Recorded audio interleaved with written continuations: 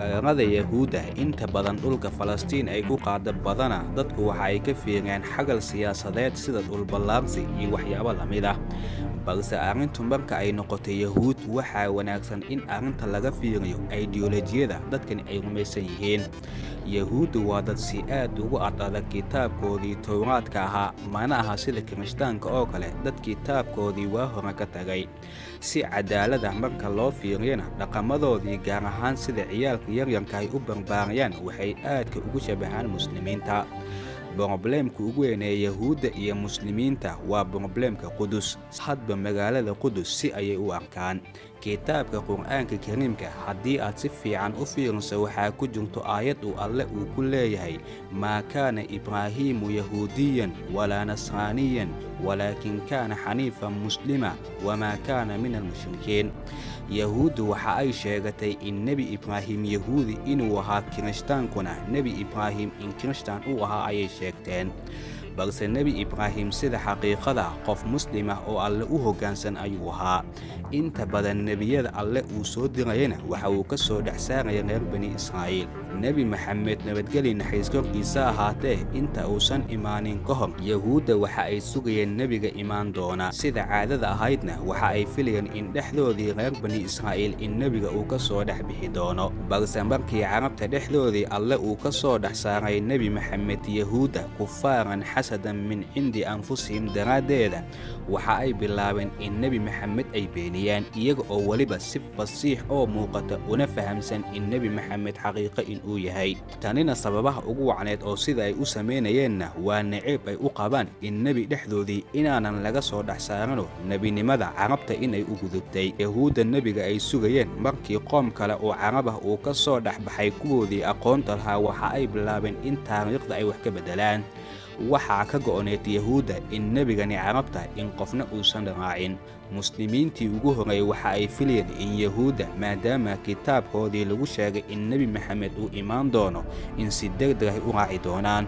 kitaabka Qur'aanka Kariimka waxa uu leeyahay afatatmacuuna an yu'minuu lakum waqad kaana fariiqun minhum yasmacuuna kalaama Allahi thumma yuxarifuunahu min bacdi maa caqaluuhu wahum yaclamuun. ma waxa uu damac idinkaga jira in Yahuudda ay idin soo raacdo iyada oo waliba qole iyaga ka mid ah marka ay diinta idinka dhagaystaan si aysan isku mid u noqonin labada kitaab Towraadka iyo Qur'aanka si otomaatig ah kitaabkoodii ayay beddelayaan si aysan muslimiinta xujo uga dhiganin. xitaa qaar ka mid ah Yahuudda oo qalbi wanaagsan oo waxaa jiri jiray marka ay muslimiinta la kulmaan ku dhihi jiray xaqiiqdii nebiga idinka soo dhex baxay waa nebiyadii inaga soo baxay oo kale, waa mid xaqiiqo ku taagan. markaas ayaa Yahuudda qalbiga wanaagsan waxa ay u sharax jireen muslimiinta macluumaadka kitaabkoodii Towraadka ahaa lagu sheegay in carabta macluumaad Nebi Maxamed ku saabsan oo kitaabkoodii Towraadka ku yaalay in loo sheegay Yahuudda ma aysan ogolayn.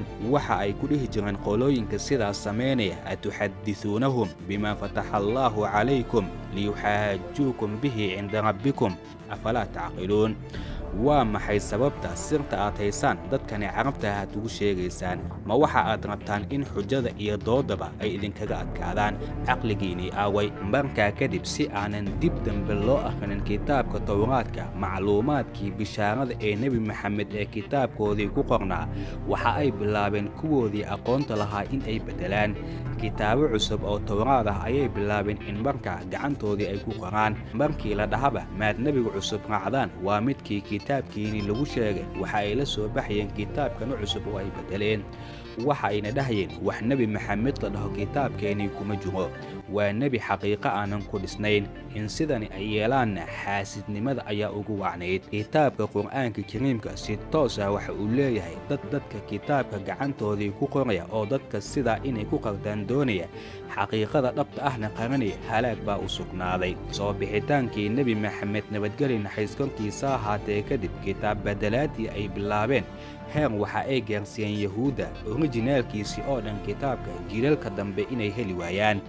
qisadanina waxa ay muujinaysaa xasadka dagaalka yahuudda iyo carabta bilowgiisii halka uu ka soo bilowday. yahuudda markii ay ku noolaayeen dhulka Falastiin waxay u arkeen meel uu Ilaahay iyagu u doortay, halkaasina boqortooyo alle uu ku siiyey, iyo sidoo kale in Ilaahay uu u ballan qaaday dhul intaa ka ballaaran oo juqraafi dheer oo imbaratoorka yahuudda ay maamuli doonto.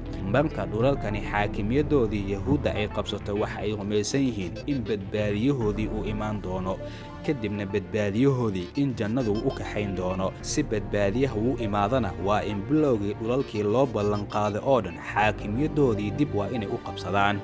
yahuudda sannado badan dhulkoodii marka laga qabsaday qaxooti ay ku noqdeen caalamka, fikirkani sionismka ayaa dhashtay.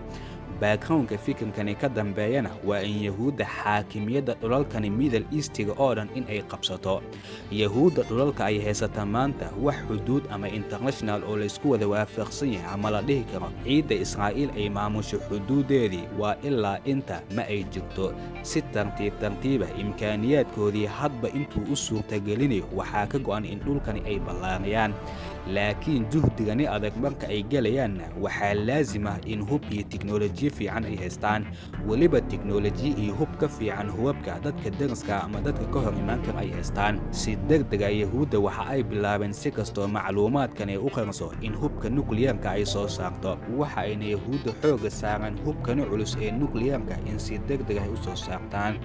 waxa ayna iska dhiseen sistemka diyaaradda hawada. inta badan yahuudda waxay awood xoogan ay ku leedahay oo keliya dhankii cirka in diyaaradaha ay wax ka soo duqayso. maraykankuna waxa uu doonayaa xaakimiyadda bariga dhexe oo dhan iyo yahuudda gacanta ay ku qabato, laakiin yahuudda juqraafigani dowladda Israa'iil ay uga dhisan tahay afarta dhinacba dowlado cadow u arka oo muslimiin ah, maadaama ay ku nool yihiin mashruucani dhulballaarsiga ee sionismka waa wax ka hortaagan. si kastoo mashruucani sionismku uu adag yahay in la fuliyo, haddana dhinac si kastoo maraykanku u rumaysan yahay in macquul bay tahay in qaaradda Israa'iil oo dhan in laga tirtiro, haddana waxa uu siiyaa maraykanka hubka iyo tiknoolajiyada ugu fiican ee uu haysto. waddamada kale ee bariga dhexe oo dhan maraykanka sida ay doonaan suurtagal uma aha in hub ay ka soo qaataan. xitaa Sacuudiga oo maraykanka xiriir dhowla leh, si kastoo diyaarado ama hub uu u siiyo, haddana Israa'iil inta ay haysato in ka badan marnaba maraykanka Sacuudiga ma uu siinayo. si kastoo diyaarado iyo hub uu u siiyo, haddana Israa'iil inta ay haysato in ka badan marnaba maraykanka Sacuudiga ma uu siinayo. xitaa madaxda maraykanka dhinac haddii aad ka fiiriso 2008 waxaa barta YouTube-ka aad ku arki kartaa Joe Biden, madaxweynaha hadda maraykanka, isaga oo leh amniga Israa'iil in maraykanka uu ilaaliyo waa waxa ugu horeeya ee inaga bariga dhexe aan u joogno. aniguse waxaan ahay qof yaraantiisii ku hamin jiray in sionisti uu noqdo, laakiin hadda qof sionisti ayaan ahay. in aad sionisti noqotid qasab ma aha inaad yahuudi noqotid, keliya waa inaad taageertaa ololaha iyo dhaqdhaqaaqa Israa'iil. Kamala Harris ku-xigeenada Joe Biden ninkeedii waa qof yahuudi ah. maraykanku marnaba Israa'iil meel cidlaha uguma uu tegayo. Israa'iil si kastoo mashruucani sionistiga ay u daba taagan tahay, kadibna badbaadiyaha jannada u kaxayn doona ay u sugayso, waqti xaadirkani waa wax aad u adag in ay ka miro dhaliso. qorshahani sionistiga si bilowgii loogu guulaysto waa in muslim gebigii oo dhan, waa in qudus oo dhan laga ciribtiraa, waa in ay noqotaa qudus sida ay rabaan, meel keliya yahuudda ay ku nool yihiin.